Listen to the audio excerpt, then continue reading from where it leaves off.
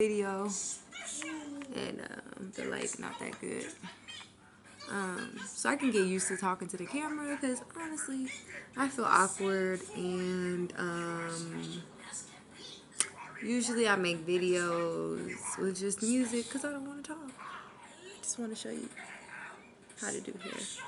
Right now I have a braid out that I just put up in a bun and then just brush my edges a little. So it looks kind of done.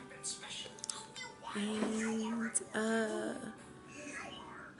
what do you guys want to talk about today? I'm here to talk. If you hear Sesame Street in the background, don't worry about it. It's my son. What to talk about? I don't know how vloggers do this. It's so awkward. And like, I don't know.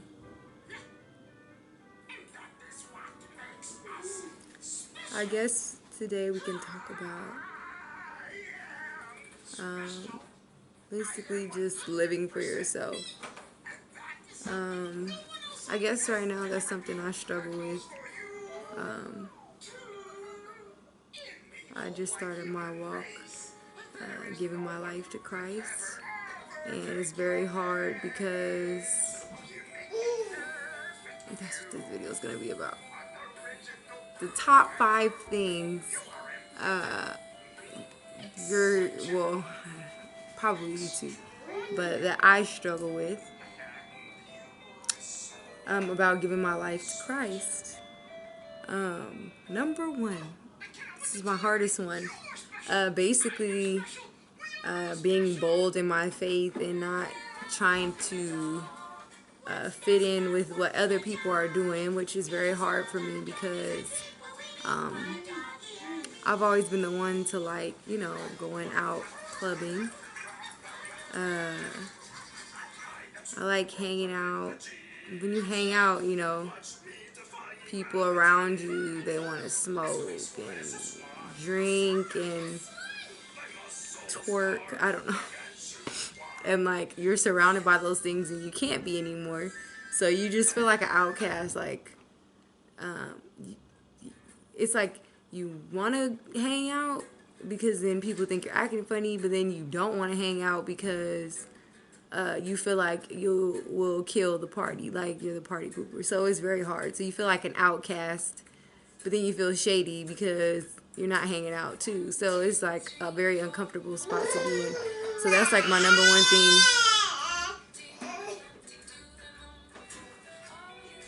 My number 2 thing I would have to say is music. I really, really love music. Just when I'm having a bad day or I want to rock out, I put my headphones in and I just like all type of music. But now I have to be mindful of what I'm listening to because, you know, music plants seeds. So, for example, say you're going through a breakup and maybe you think, oh, I'm over it, like I can listen to whatever, I don't care. But really, subconsciously, your mind is taking in all the messages that the music is sending you.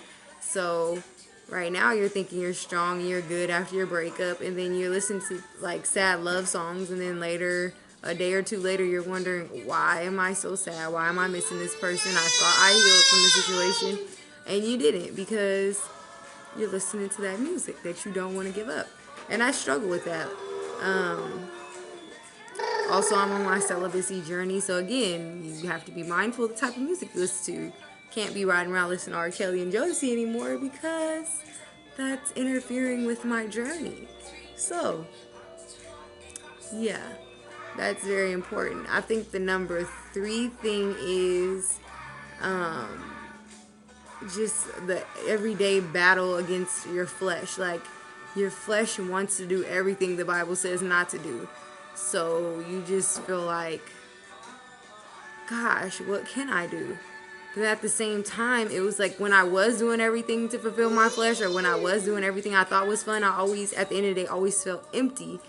But then it's different now because now that I'm actually trying to follow what the Bible says and to live a different lifestyle every single day, because nobody's perfect every day. The whole point is to every day strive to be like Christ, I feel more fulfilled. And you would think with all these rules, like, oh, my life's gonna be horrible, it's boring, but no, the joy and fulfillment you get from living your life the right way is just something you can't explain. And like, you do feel closer to God, and you do feel, you know, it's just basically a good feeling walking, trying to strive to live like Christ. It's a different feeling I never felt. And yes, I do miss going out sometimes. I do miss things I used to do, but then I remind myself of the emptiness I felt after I did those things. It's crazy. It's like, that's why I believe in the devil. I believe in the enemy. Like, things lure you, even the type of people you're attracted to. You just lust after this person, lust after that person, like, oh, I gotta talk to them. Oh, they bad, or oh, they fine. And then when you get in a situation, you just like, oh, I gotta get away from this person. Like, I'm heartbroken. This is not what I thought it was gonna be.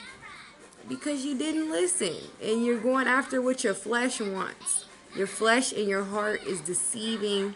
But when you follow the Spirit, you feel so much fuller. From the people you start choosing or considering talking to, it's just different. So, I said I was going to list 5 things. I think I listed 3. So, I guess I'm going to just leave it at 3 for now.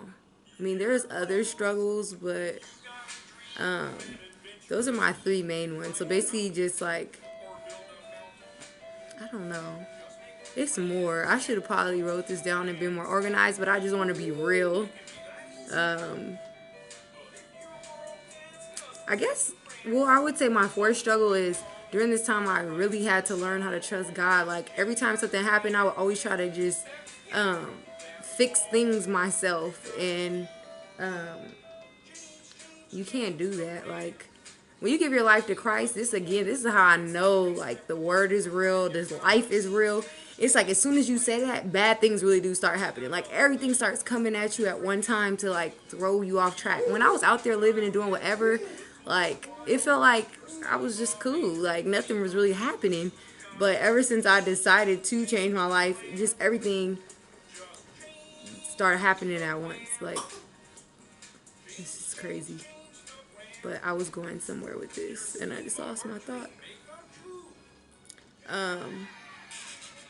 What was I going to say? Oh, that's what I was going to say. So, during this time, I really have to learn to trust God for things that I ask for. Again, like I said, I was always in a rush, like, oh, I got to get somebody. I can't be by myself. And whenever he give me that, every woman has discernment. So when you say, oh, I didn't know a person was like that, or how did I find myself in this situation, you knew from the beginning. So when you start dating somebody and you get that gut feeling, or you get those warning signs like, no, this is not the right one, and you ignore it anyways because you don't want to be by yourself, that's what I was doing.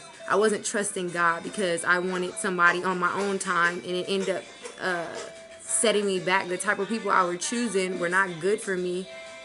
They weren't loyal. They took from me, leaving me empty versus pouring into me. And then we get so wrapped up, oh, I need somebody in the streets. I need somebody, with money. I need this, I need that. And half the time, these people with all this money, they're not going to give you any. And if they do, it comes with control behind it. Like, it's never just, oh, they're going to help me, we're going to build together. No, usually with people with money, they feel like they made you, or they can control you, or you owe them something in return.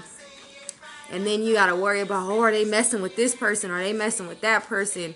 And, them continuously mistreating you and cheating on you. And then you start to think all dudes are like that because you keep attracting the same type of people. And all dudes aren't like that. It's just those are the type of people you keep attracting.